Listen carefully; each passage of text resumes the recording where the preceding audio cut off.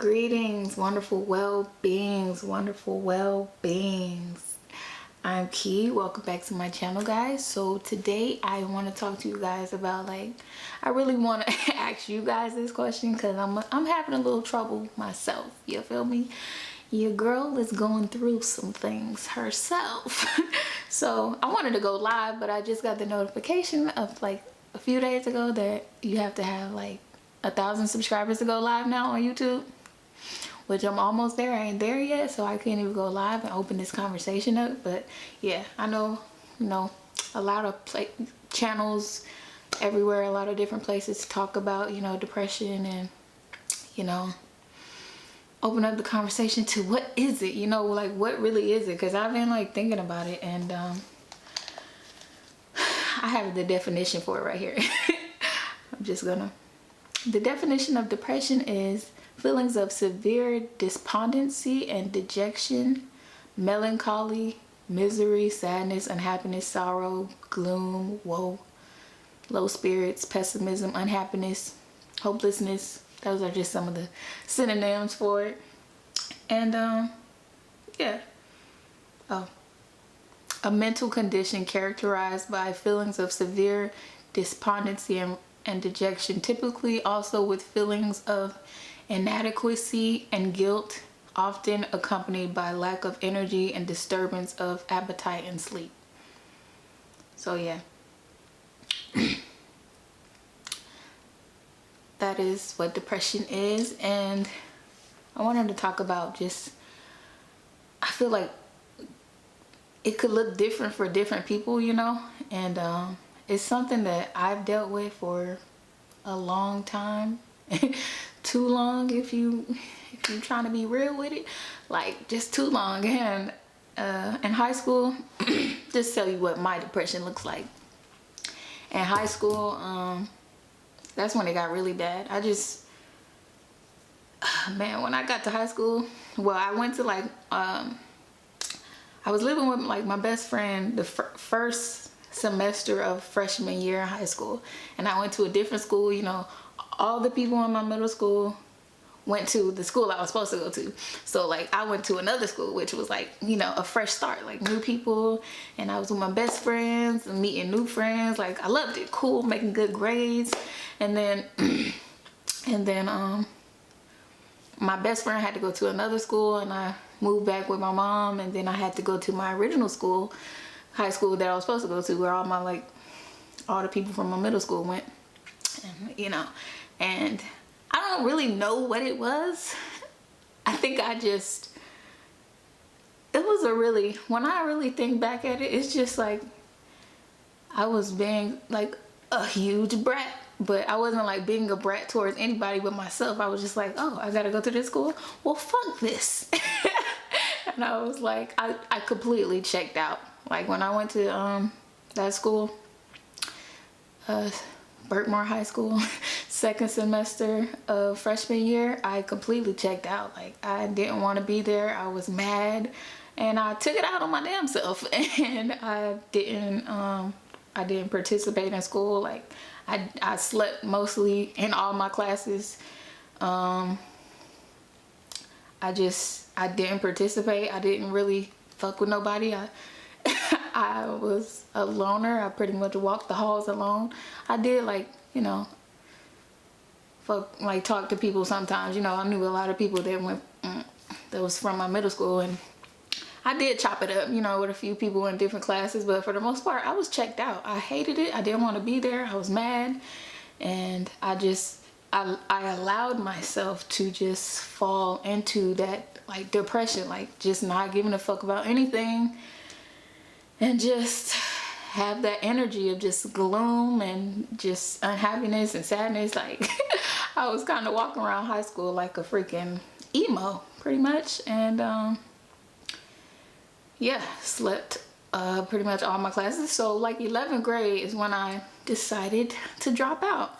And yeah, because I was what's the point, because I'm not, paying attention or participating in school at all. I was failing classes back to back, having to retake them every semester. I wasn't there. I was just showing up, but I wasn't participating. So that's when it really got bad. Like all those from 9th to 11th, I was pretty much like that. And outside of school, I had a best friend. See, then I lost one of my best friends around that same time too, freshman year. And then I got another friend, which was like my only friend after that. And then, well, I had a couple friends, like 2 friends that I hung out with outside of school. So it wasn't like, I don't know, I didn't ever have like a very like social life, or like, you know, I just stopped trying to be, I don't know, a normal person. I don't know. I just gave up. I gave up on myself, and like I didn't know what I was doing, you know. Back in the day, I was just mad. I felt I don't know, I just felt the right. And now just looking back at it, it's just like, it's still with me, you know, those traits and not giving a fuck about anything, about life. Like it just stuck with me, and it's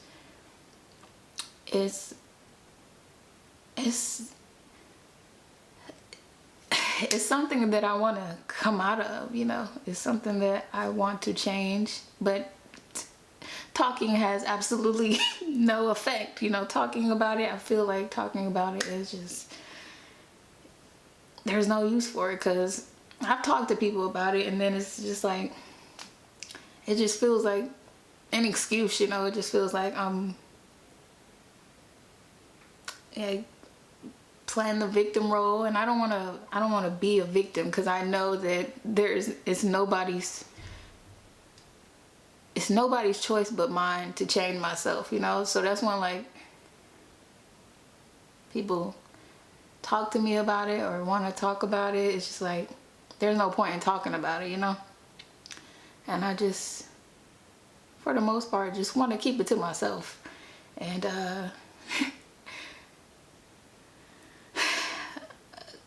stay depressed. And yeah, so I'm at a point where like I just need to change, and I'm still, you know, I'm doing better, kinda, as in like, you know, trying to be more supportive and caring, and but overall it just still feels like I'm still in that depression where I just don't care as much as I need to.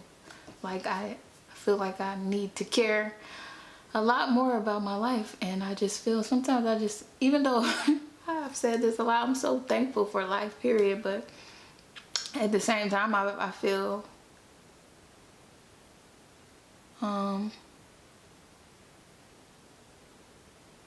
like I take life for granted, and that's pretty much how I feel when I look back at it. Like I've been taking life for granted, and only I can change, you know. And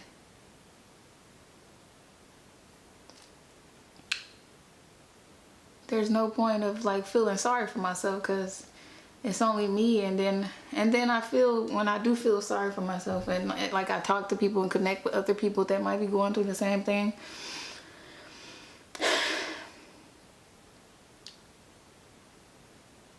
I understand how, you know, I understand how we feel. Like most people, like me, we don't want to talk about it, because we really know that it's ourselves holding us back, and that nobody else can, you know, help but us. And that could be just very disheartening. It doesn't feel good, because we want someone to like be there for us and support us, but it's like if we're not doing it for ourselves, then who can do it, you know? And just being there talking to somebody about it is just like staying in that energy. It's just not gonna change by just talking about it, you know? Like, it can be expressed, yeah, but like, what are you doing to change it? You know, what action are you putting forward? These are questions I ask myself. Like, it's just, so that's why I feel I'd stay down in it sometimes, because it's like, if I'm not gonna do anything, ain't no point in talking about it. So, and if I'm not putting action towards it, I'm just sitting there like, just letting it swallow me whole, like just letting it eat me up completely. And then just, you know, it gets worse when I start bashing myself, like, you know, why am I like this? And, you know, I tell myself I want to change, and just picking out all the negative flaws and, you know, beating myself up about it. And it's definitely not healthy, because it's like, you know, either do it or don't complain about it. You know, if you want to change, you don't have to sit there and complain about it. Either do it or just be quiet and just sit there and, you know, try to be at peace with yourself, you know, and because it's what you choose ultimately. So yeah, like, that's how mine looks. And comes with a lot of sleeping, just like sleeping and eating and just not being productive and isolating myself, not wanting to talk to anybody, distancing myself from people. And yeah, that's pretty much been most, you know, a lot of my life. And I feel like I identify with that person now, and I feel like it's something I haven't let go. It's still kind of like hard to separate, you know, because that's who I have been identifying as myself for the longest time. And yeah, like, I don't know, it's not okay.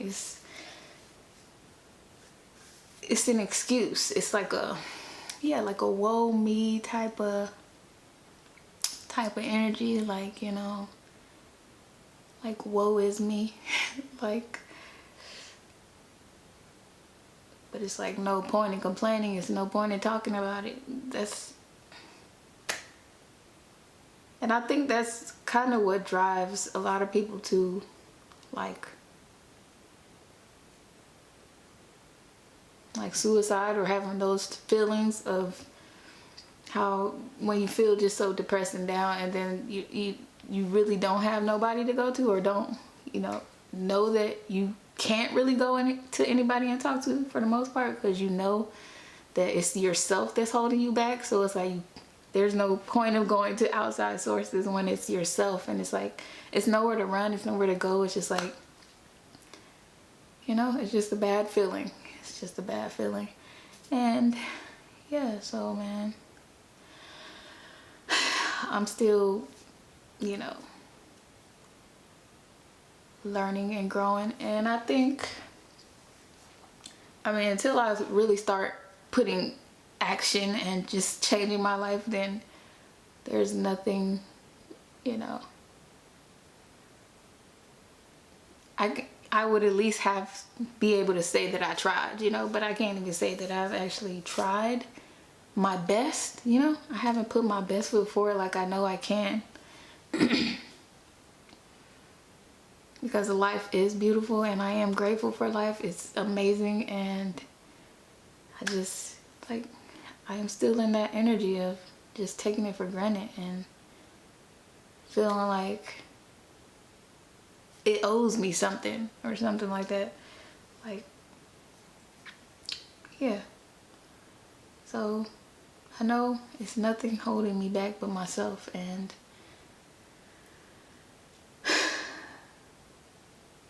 I understand, though. I understand to people out there who feels that way. But I just really believe that it's ourselves holding us back. And as much as we want to look to somebody for support and look to somebody to motivate us to change and do better, it's like we have to do it ourselves. We have to find it within ourselves to do better if we really want it, you know? And it's like you can't talk about it, just gotta be about it. And if you're not being about it, don't beat yourself up. That's one thing that I know because I do. I beat myself up, and it only makes it worse. It only makes it worse by, you know, beating myself up about it. And, you know, it only makes me want to just lay there for longer and just not care. It's like it doesn't make it better. So it's like, I would say the best thing to do is just if you're gonna lay there or sit there or whatever, just feel the feelings, but try to stop the thoughts, because only when you're in a low vibration like that, most likely only negative thoughts are coming to your mind anyway. So it's like best to like learn how to meditate and like stop negative thoughts coming into your mind. And I feel like that does help, because it'll pass. Everything passes. So it's best when those times do come just to feel them and not think negatively. And then maybe the next day or the next couple days when you're feeling better, you can, you know, get up and do something, uplift yourself, get up in the morning, work out, or, you know, do something that makes you feel better and that makes you feel alive. Go outside, take a walk, whatever it is, like doing something that makes you feel not depressed, that makes you feel happy. So because it will pass, you know. And yeah, so I'm still going through this stuff, and I don't want to identify like this forever. And I know it's like as much as I don't want to, you know, claim it, I feel like it has become a part of me.